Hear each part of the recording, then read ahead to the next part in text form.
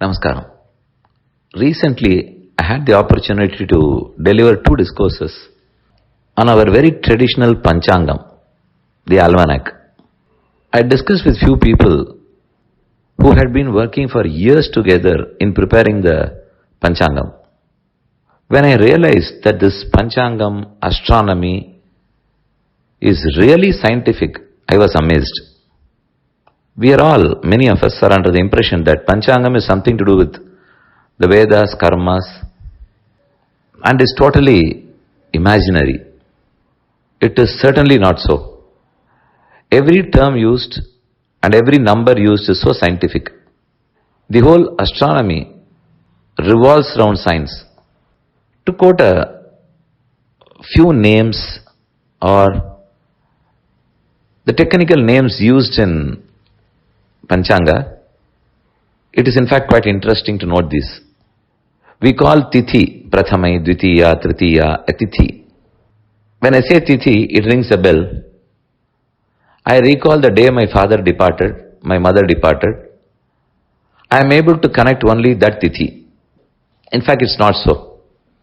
To put the facts in the right perspective, it is not that something is written or casted in the Panchangam, based on which we do some rituals. Panchangam is a very truthful record of what is happening in the skies. With your naked eyes, you can see many, many things, and those things are converted to numerics and written in Panchangam. So let us put the order in the right sense. First, look at the skies. The sun, the faraway stars, the close-by moon, and the faraway planets. We, the earth in between. We all form a part of this galaxy. The great constellations. Many of these are possible. We can see them with naked eyes. Of course, it requires some practice and guidance. Whatever we see there is what we find in the Panchangam.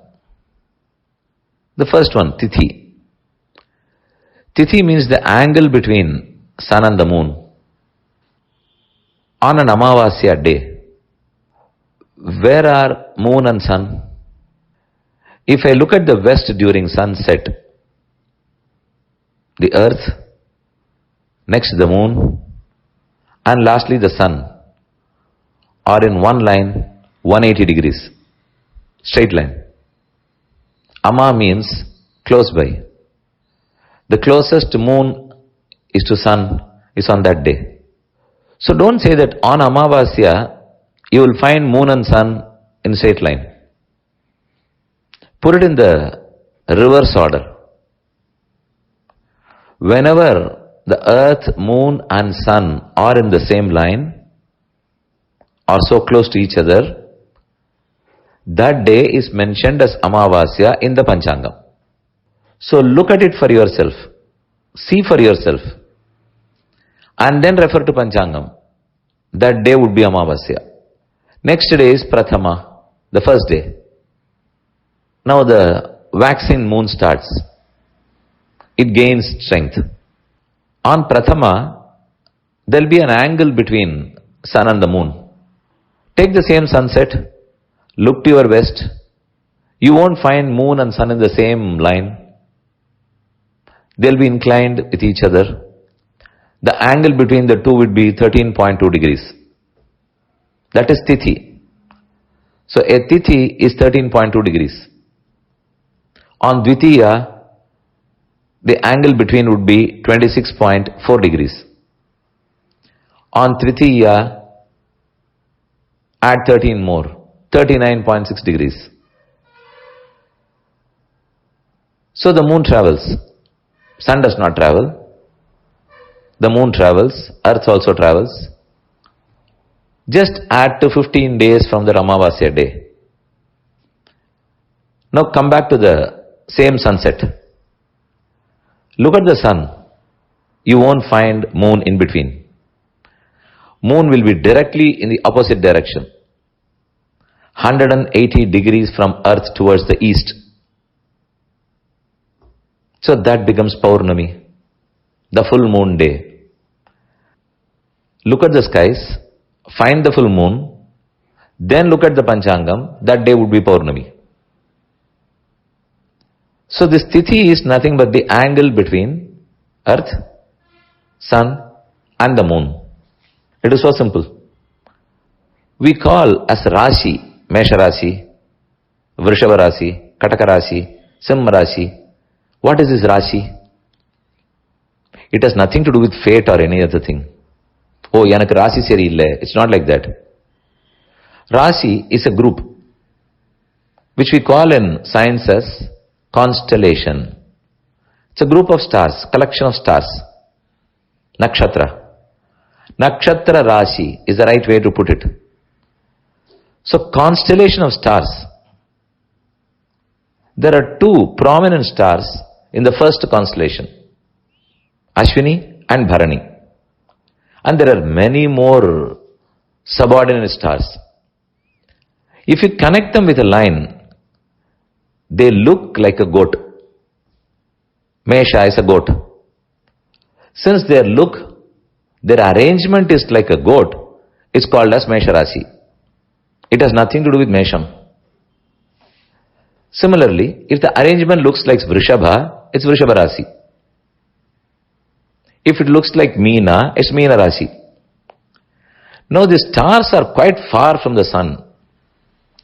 The closest star to earth is sun, which we all know. When you say this is a Masa Parapal, the first day of a month, Chitra Masa Parapal, Panguni Masa Parapal, what does it mean?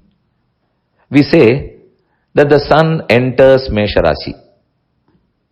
Now tell me, is it possible for the sun to travel millions of miles, go to the star constellation and enter it? Certainly not possible. Then what does it mean?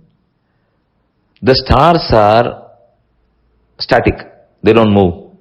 At times they do a little, but they don't move. The sun also does not move. But the earth keeps rotating around the sun.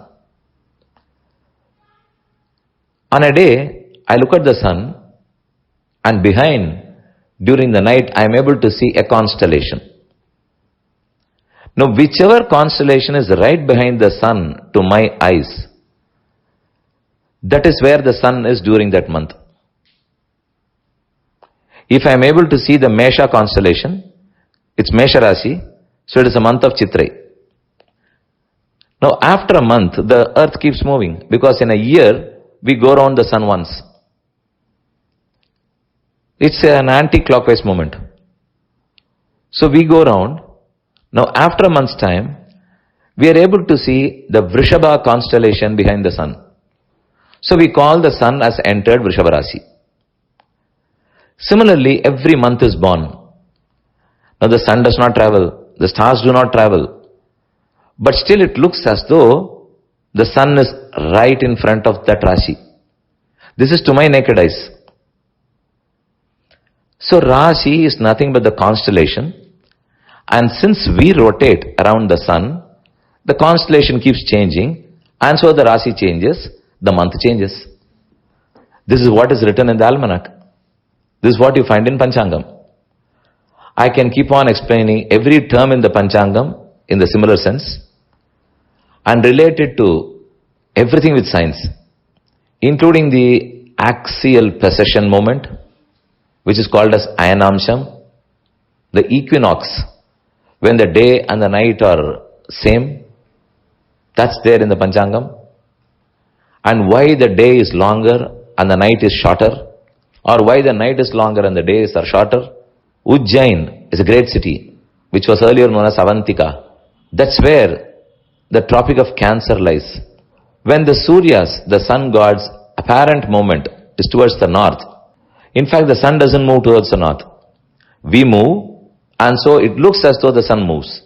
That apparent movement stops with that Tropic of Cancer, and the movement reverses. So Ujjain was the great place where revered Pandits, headed by King Vikramaditya, they used to gather, look at the stars and the skies, and get to know great facts about astronomy. Varahamihira was one such.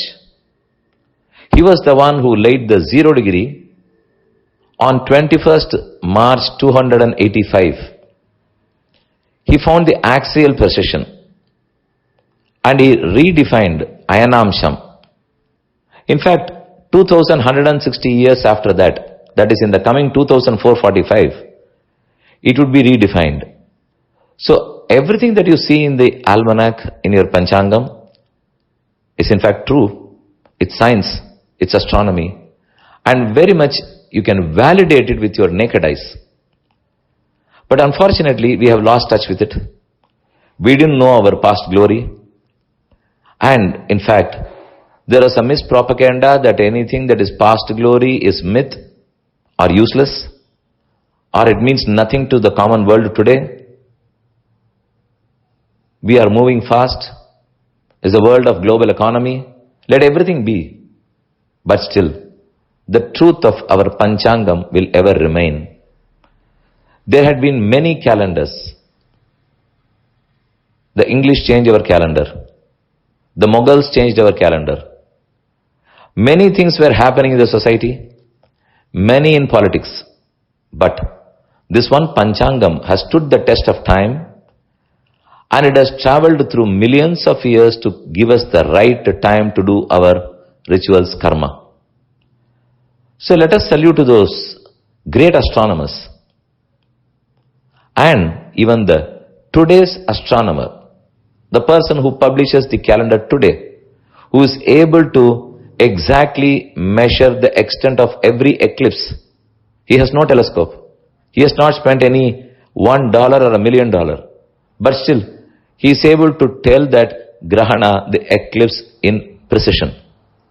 So let us salute to all those noble souls who have stood fast, who have kept the flag of India, of our tradition high.